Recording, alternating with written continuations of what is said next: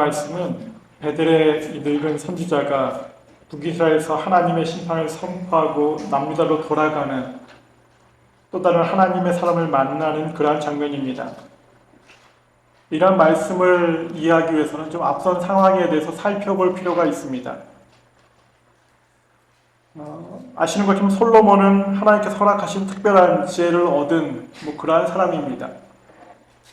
그리고 그 특별한 지혜 가운데 전쟁을 통한 정복이 아니라 여러 나라의 그 공주들과 정략 결혼으로 평화를 이루는 그러한 책략도 있었습니다. 하지만 정략 결혼의 과정 속에서 솔로몬의 아내들은 자신의 땅에서 섬겼던 우상들을 이스라엘 땅으로 가지고 왔습니다. 그리고 이를 솔로몬이 용납을 합니다. 또 말년에는 솔로몬이 그 우상들을 섬기는 그러한 죄악도 범합니다. 그래서 하나님께서는 열왕기상 11장 11절 내게 이러한 일이 있었고 또 내가 내 언약과 내가 내게 명령한 법도를 지키지 아니하였으니 내가 반드시 이 나라를 내게서 빼앗아 내 신하에게 주리라 라고 선포를 하십니다. 이 말씀대로 솔로몬의 아들 르호보암 때 르호보암을 따르는 남유다 그리고 여로보암을 따르는 북이스라엘로 각각 나뉘게 됩니다. 그리고 또 하나님께서는 북이스라엘 세운 여로보암에게 축복의 말씀을 주셨습니다. 열왕기상 11장 37절 38절 내가 너를 취하리니 너는 내 마음에 원하는 대로 다스려 이스라엘 위에 왕이 되되 내가 만일 내가 명령한 모든 일에 순종하고 내 길로 행하며 내 눈에 합당한 일을 하며 내 종 다윗이 행함같이 내 율례와 명령을 지키면 내가 너와 함께 있어 내가 다윗을 위하여 세운 것 같이 너를 위하여 경관집을 세우고 이스라엘을 내게 주리라 라고 축복을 하셨습니다. 하지만 안타깝게도 이 여로보암은 이런 하나님의 말씀을 따르지 않습니다. 북이스라엘과 남유다가 나뉘어졌지만은 당시까지도 하나님의 성전은 예루살렘에 있습니다. 그러니까 북이스라엘 사람들이 절기를 지키기 위해서 또 하나님을 섬기기 위해서 예루살렘으로 내려갈 수밖에 없습니다. 이렇게 되니까는 여로보암 마음속에는 내 백성들이 자꾸만 저렇게 남유다로 왔다 갔다 하다가 결국은 또다시 다윗 가문의 마음을 빼앗기지 않을까 하는 그런 두려움이 생긴 겁니다. 그래서 낸 생각이 여로보암은 금송아지 둘을 만듭니다. 그러면서 이 금송아지가 애굽에서 우리를 구원해준 신이라 라고 하면서 그것을 베델과 단에 세우고 이제 남유다의 예루살렘으로 갈 필요 없이 여기서 제사를 드리면 된다 라고 하는 정책을 내립니다. 그러니까 결국 북이스라엘은 금송아지 우상을 섬기게 되는 죄악에 빠집니다. 그러니까 하나님께서는 여로보암과 금송아지 우상에 세워졌던 베델과 단에 대한 심판의 말씀을 선포하도록 하십니다. 그래서 하나님의 사람을 보내셔서 열왕기상 13장 2절 말씀 하나님의 사람이 제단을 향하여 여호와의 말씀으로 외쳐 이르되 제단아 여호와께서 이와 같이 말씀하시기를 다윗의 집에 요시아라 이름하는 아들을 낳으리니 그가 내 위에 분향하는 산당 제사장을 내 위에서 제물로 바칠 것이요 또 사람의 뼈를 내 위에서 살리리라 하셨느니라. 심판의 말씀을 선포하게 하십니다. 그리고 정말로 이 말씀대로 대략 300년이 지난 다음에 남유다의 16번째 왕이었던 요시아가 이 말씀 그대로 행하게 됩니다. 하나님의 말씀 반드시 이루어집니다. 근데 여로보암은 이 말씀이 선포되어졌을 때 회개자를 찾은 것이 아니라 이 하나님의 사람을 향해서 손을 펴면서 저 사람을 붙잡으라 라고 명령을 내립니다. 근데 그러니까 그 폈던 손을 하나님이 마르게 하셔서 굽어지지 못하게 다시 굽히지 못하게 하십니다. 그때서야 13장 6절 말씀대로 하나님의 사람에게 자신의 손이 다시 치료될 수 있도록 기도해 주기를 부탁을 합니다. 그리고 하나님의 사람의 기도로 여로보암의 손이 다시 정상적으로 돌아옵니다. 그러니까 여로보암은 그제서야 하나님의 사람에게 예물을 주면서 그를 내가 이제 모시겠다라고 제안을 합니다. 하지만 하나님의 사람은 하나님의 명령에 순종해서 그 제안을 거절하게 됩니다. 본문 앞에 8절부터 10절 말씀 보시면 하나님의 사람이 왕께 대답하되 왕께서 왕의 집 절반을 내게 준다 할지라도 나는 왕과 함께 들어가지도 아니하고 이곳에서는 떡도 먹지 아니하고 물도 마시지 아니하리니 이는 곧 여호와의 말씀이 내게 명령하여 이르시기를 떡도 먹지 말며 물도 마시지 말고 왔던 길로 되돌아가지 말라 하셨음이니이다 하고 이에 다른 길로 가고 자기가 베델에 오던 길로 되돌아가지도 아니하니라. 그러니까 여기까지만 보면은 이제 모든 일이 잘 순조롭게 진행이 된 겁니다. 우상을 섬긴 여로보암과 북이스라엘의 심판의 말씀을 선포해야 했던 하나님의 사람은 자신의 사명을 잘 감당을 합니다. 그런데 오늘 본문에서부터 예상하지 못했던 사건이 지금 일어납니다.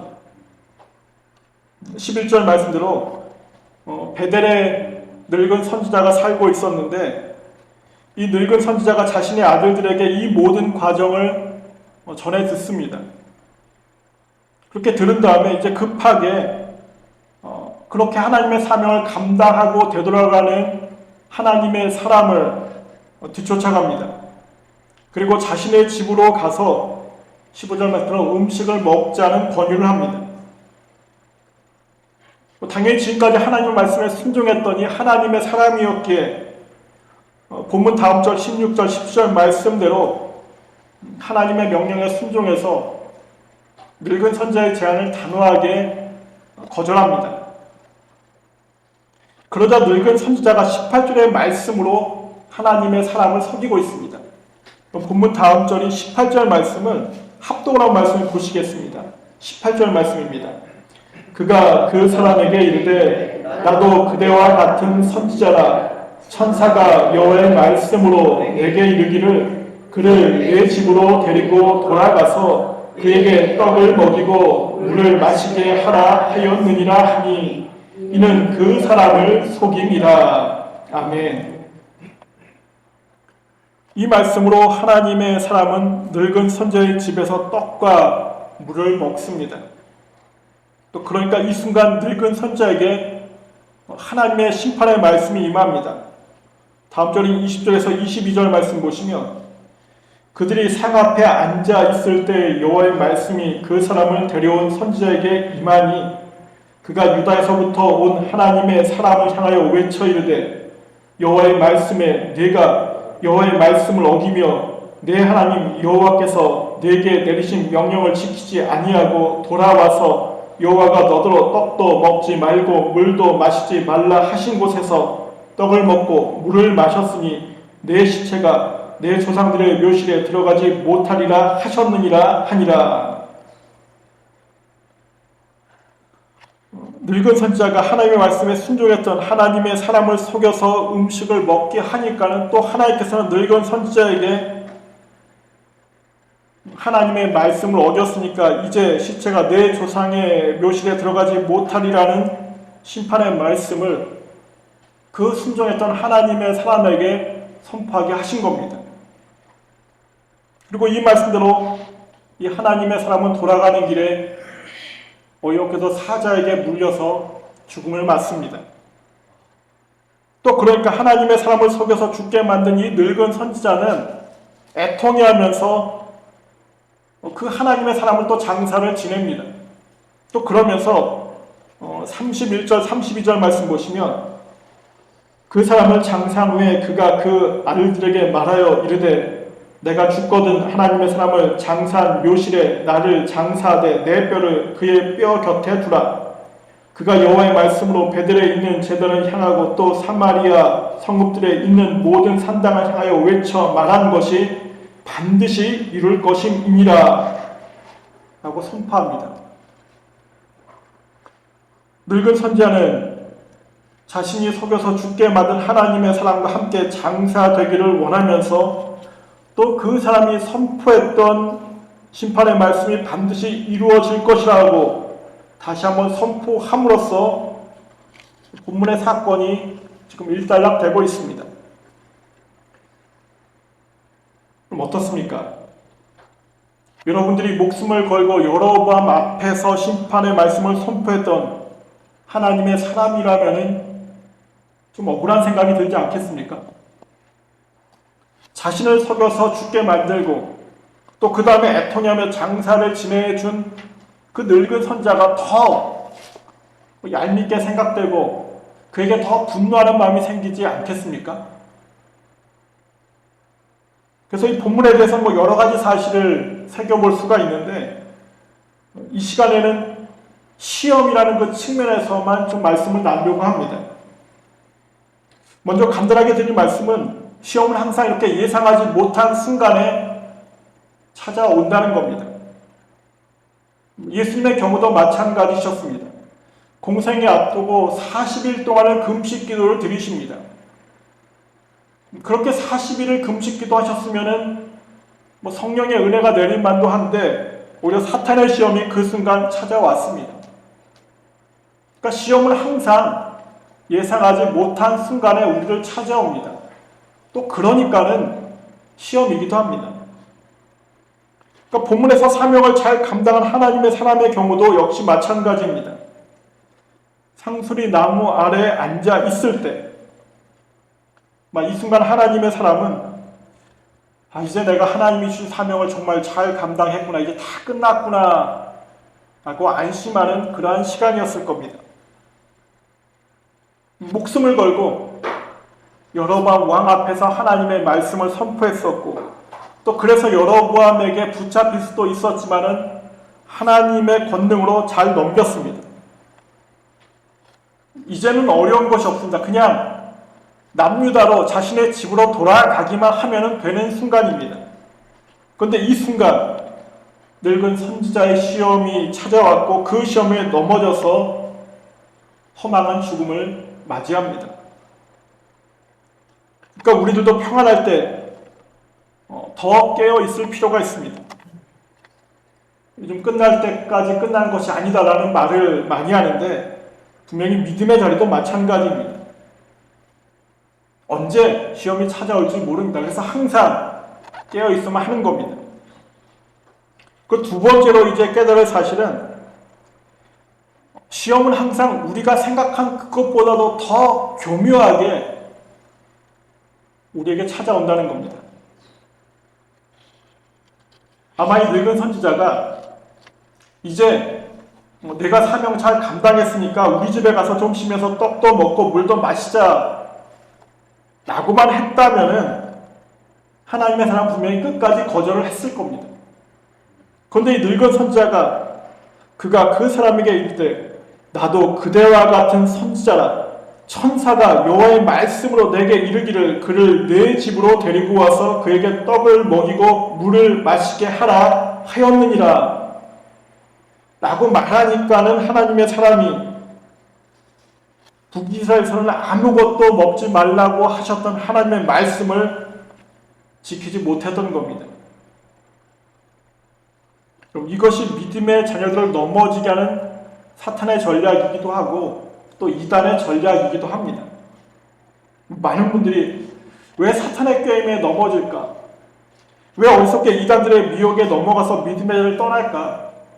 나 같으면 절대로 그러지 않을 자신이 있는데 라는 생각을 할 때가 많습니다. 그런데 이 사탄도 그렇고 이단들도 마찬가지인데 분명히 그들은 하나님을 대적하게 하고 하나님을 떠나게 하는 불의함을 요구합니다. 그런데 겉으로는 그렇게 느껴지지 않도록 미혹을 한다는 겁니다. 그러니까 드러내놓고 불의를 행하게 하거나 드러내놓고 하나님을 떠나게 하지 않습니다. 그렇게 느껴지지도 않습니다. 40일 동안 금식하던 예수님을 미혹했던 사탄의 모습이 좋은 예입니다. 마태복음 4장의 말씀을 보시면은 먼저 그렇게 금식한 예수님께 돌들로 떡덩이를 되게 하라 라고 요구합니다. 그러니까 예수님께서 사람이 떡으로만 사는 것이 아니요 여호와 입에서 나오는 모든 말씀으로 사는 줄을 내게 알게 하려 하심이니라. 신명기 8장 3절 말씀으로 대답을 하십니다. 그 다음에 사탄은 성전 꼭대에서 뛰어내리라 라고 요구를 하면서 시편 91편 11절에서 12절 말씀. 그가 너를 위하여 그의 천사들을 명령하사 내 모든 길에서 너를 지키게 하심이라. 그들이 그들의 손으로 너를 붙들어 발이 돌에 부딪히지 아니하게 하리로다 라는 말씀으로 미혹을 합니다. 지금 늙은 선지자가 천사가 여호와의 말씀으로 내게 이르기를 이라고 말하고 있는 것처럼 사탄도 성경의 말씀으로 예수님을 미혹합니다. 하지만 예수님께서는 비록 성경의 말씀이라도 자신을 미혹하기 위한 사탄의 속임수임을 아시고 주 너의 하나님을 시험하지 말라, 신명기 6장 16절의 말씀으로 사탄의 미혹을 이겨내셨습니다. 하지만 늙은 선지자의 미혹을 받았던 이 하나님의 사람은 안타깝게도 그렇게 하지를 못했습니다. 진정으로 하나님께서 주신 말씀인지 아니면은 하나님의 말씀을 가장한 이 늙은 선지자의 속임수인지를 구별하지 못했습니다. 그리고 이렇게 하나님의 말씀과 하나님의 말씀을 가장한 미혹의 소리를 분별하지 못하니까는 결국은 징계의 자리에 서게 되는 겁니다. 여러분, 그렇다면 지금까지 그렇게 철저하게 하나님의 말씀에 순종했던 이 하나님의 사람이 왜 하나님의 말씀을 가장했던 늙은 선지자의 이 거짓된 말은 분별하지 못했겠습니까? 이 사실이 아주 중요합니다. 분명히 하나님의 사람은 여로보암 왕이 권했을 때에도, 또 늙은 선지자가 처음 자신에게 권했을 때에도 자신에게 주셨던 하나님의 말씀을 기억하면서 단호하게 거절을 했습니다. 17절에서도 이런 여호와의 말씀이 내게 이르시기를 내가 거기서 떡도 먹지 말고 물도 마시지 말며 또 내가 오던 길로 되돌아 가지도 말라 하셨음이로다 라고 하면서 자신의 자리를 지킵니다. 그런데 나도 그대와 같은 선지자라, 천사가 여호와의 말씀으로 내게 이르기를, 그냥 이라는 이 말씀에, 이 말에 속았습니다. 그렇다면 정말로 나도 그대와 같은 선지자라, 천사가 여호와의 말씀으로 내게 이르기를, 그냥 이 말씀만 가지고 하나님의 사람이 속았겠냐는 겁니다. 이 하나님의 사람은 왜 나도 그대와 같은 선지자라, 천사가 여호와의 말씀으로 내게 이르기를 이라고 한 이 말의 진리를 따져보지 않았겠습니까? 왜? 나한테 주신 말씀이랑 다른데 정말 하나님께서 주신 말씀이 맞습니까? 라고 되묻지 않았겠습니까? 이유는 이 늙은 선지자가 천사를 통해서 주신 하나님의 말씀이라고 했던 이 소리가 사실은 정말로 자신이 듣고 싶었던, 자신이 바랬던 그 소리였기 때문입니다. 그럼 상수리 나무에 앉았을 때부터 이미 이 사람은 조금 쉬면서 떡도 먹고 물도 마시고 싶다는 생각이 아마도 강했을 겁니다. 그럴 수밖에 없습니다. 긴장 속에서 목숨을 걸고서 사명을 감당하고 이제 다 끝나서 돌아가는 길에 그 상수리 나무 아래에서 평안하게 쉬니까는 당연히 배고픔도 몰려오고 물도 좀 마시고 싶고 그럴 수밖에 없습니다. 근데 그럼에도 그 순간 그래도 하나님께서 나에게 북이스라엘 땅에서는 떡도 먹지 말고 물도 마시지 말라고 명령하셨으니까 그 명령을 기억하면서 억지로 참고 있었습니다. 그때 그 순간에 이 늙은 선지자가 나타나서 나도 그대와 같은 선지자라, 천사가 여호와의 말씀으로 내게 이르기를 이라고 하면서 자신이 정말로 바랬던 그 제안을 하고 있었던 겁니다. 그러니까 이렇게 되니까 방금 전까지 보여주었던 하나님께서 명령하셔서 나는 북이스라엘에서 조금의 떡이나 물도 먹지 않겠다고 했던 그 단호함을 금방 잃어버리고 말았던 겁니다. 그럼 사탄의 미혹, 이단의 미혹은 예상하지 못한 순간에 찾아올 뿐만 아니라 항상 내가 가장 듣고 싶었던 그 말, 내가 정말로 원하는 그것으로 나를 찾아옵니다. 특히 사탄도 영적인 존재이기 때문에 내가 가장 지금 바라고 있는 것이 무엇인지, 내가 뭐에 가장 약한지를 나보다 더 잘 알고 있는 존재입니다. 그리고 바로 그 점을 공격을 하는 겁니다. 이단들도 마찬가지입니다. 성경 공부를 바라면은 우리가 성경 공부 시켜줄게. 또 인생에 다른 어려움이 필요하면 우리가 그거 도와줄게 라고 하면서 접근을 합니다. 많은 이들이 그 미혹에 넘어가는 이유가 여기에 있습니다. 그래서 어느 누군가가 또 어떤 상황이 되어서 정말로 내가 원하는 것이 이루어지고 내가 필요한 것이 채워진다고 하면은 우린 그 순간 다시 한번 이것이 하나님의 인도하심이 맞는 것인지, 여기에 하나님의 뜻이 정말로 있는지를 새겨볼 필요가 있습니다. 본문의 이 하나님의 사람이라면 이 순간 하나님께 다시 한번 기도했어야만 합니다. 하나님, 지금 이 늙은 선자가 저에게 와서 이제 북이스라엘에서 떡도 먹어도 되고 물도 마셔도 된다고 하나님 말씀하셨다고 하셨는데 그것이 정말입니까? 하나님, 북이스라엘에서 떡과 물을 먹지 말라고 하셨던 그 명령을 이제는 취소하시는 겁니까? 라는 간구가 필요했습니다. 근데 이렇게 하질 못합니다. 그리고 우리의 모습도 사실 이와 마찬가지입니다. 생각해 보십시오. 어떻습니까? 내가 하기 싫은 명령, 내가 듣기 싫은 명령은 사실은 그렇게 하지 말라고 해도 정말로 맞습니까? 이게 정말로 하나님의 뜻입니까? 제가 정말 이렇게 해야 됩니까? 묻고 또 묻습니다. 그러면서 가능한 한 가급적 미루고 또 미루려고 합니다.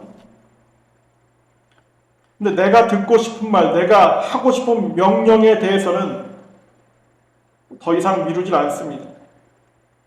그냥 본문의 하나님의 사람처럼 하나님 말씀하시니까 제가 바로 순종하겠습니다 라는 자세입니다. 듣고 싶은 말, 원하는 상황이 되면은 더 이상 묻거나 따지지를 않습니다. 내가 원하는 것을 들어준다고 하면 이때는 어느 순간 어린아이가 되어져 버립니다.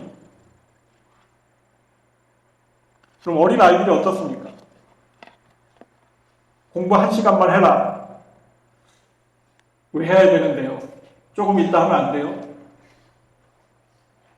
컴퓨터 게임 1시간만 할래? 예.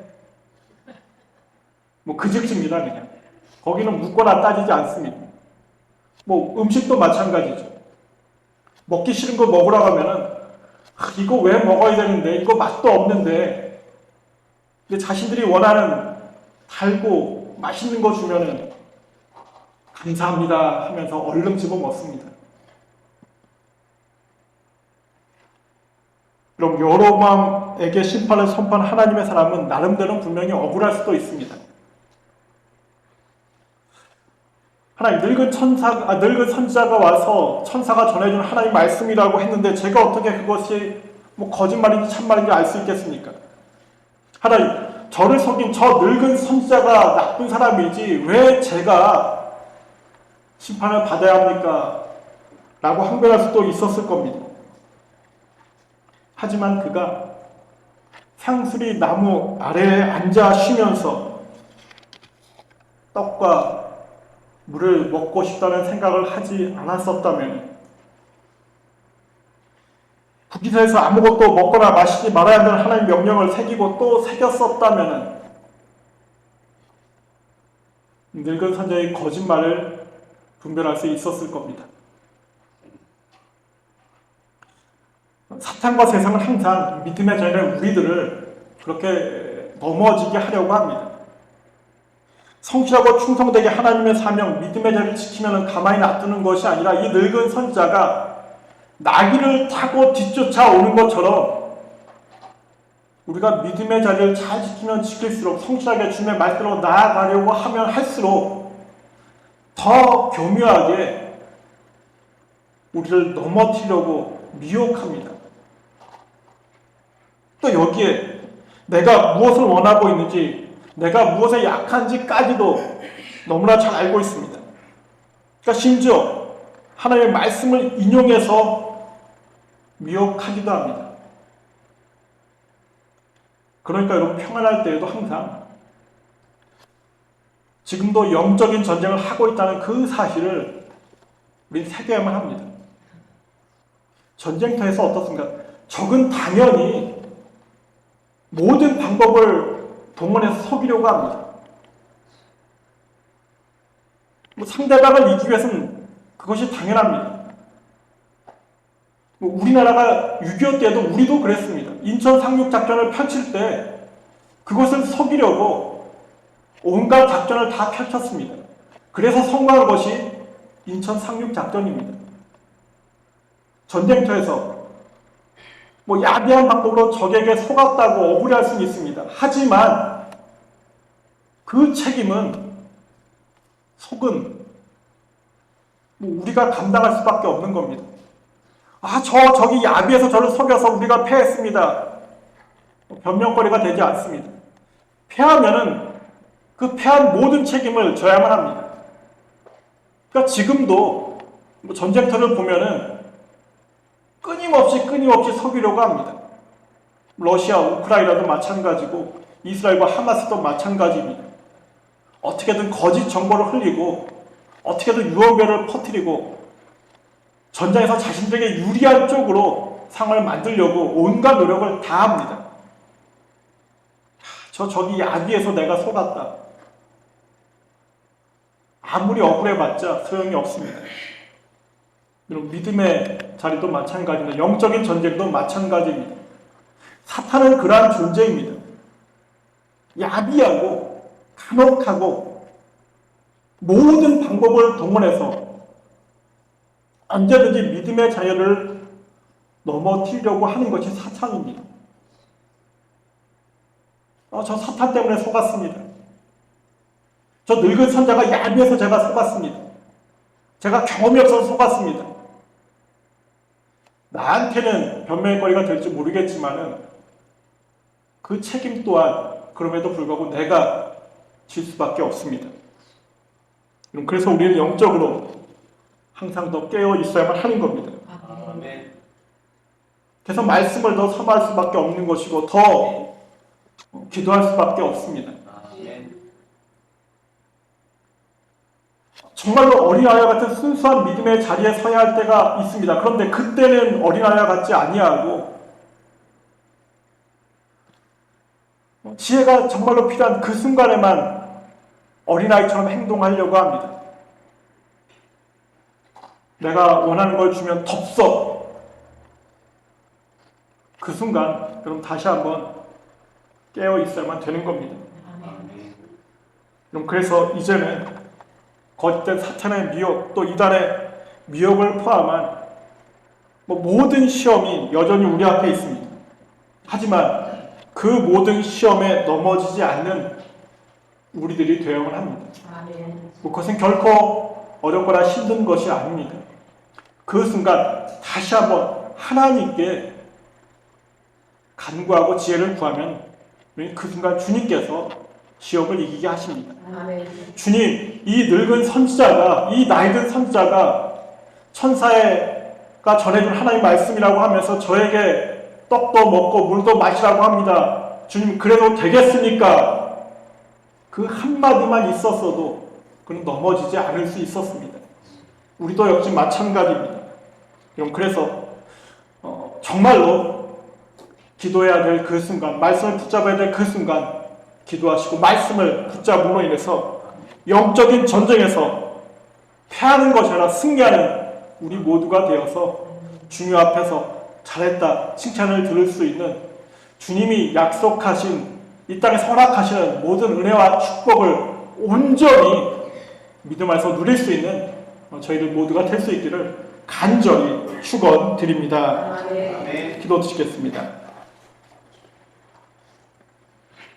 사랑과 은혜의 주님, 이 시간 목숨을 걸고서 여러 마음 앞에 하나님의 심판을 선포했던 하나님의 사람이었지만은 늙은 선자의 그 속임에 넘어졌던 하나님의 사람의 모습을 저희들이 바라보았습니다. 주님, 저희도 이 땅을 살아가면서 하나님의 사람과 같은 잘못을 범합니다. 우리가 원하는 것, 우리가 소망하는 것 앞에서는 한없이 약한 저희였음을 고백합니다. 하지만 이제부터는 그런 어리석음을 범하지 아니할 수 있도록 주님 함께하여 주시옵소서. 모든 순간 특별히 내가 원하는 것, 그것이 이루어지는 그 순간에도 하나님의 뜻을 구할 수 있는 저희를 모두가 되게 하셔서 이제 어떠한 시험이든지 넉넉히 이기게 하시고, 그래서 주 앞에 섰을 때 칭찬만을 들을 수 있는 저희들 모두가 될 수 있도록 아버지 하나님께서 함께하여 주시옵소서. 모든 말씀 예수님의 이름으로 감사하며 기도드립니다. 아멘.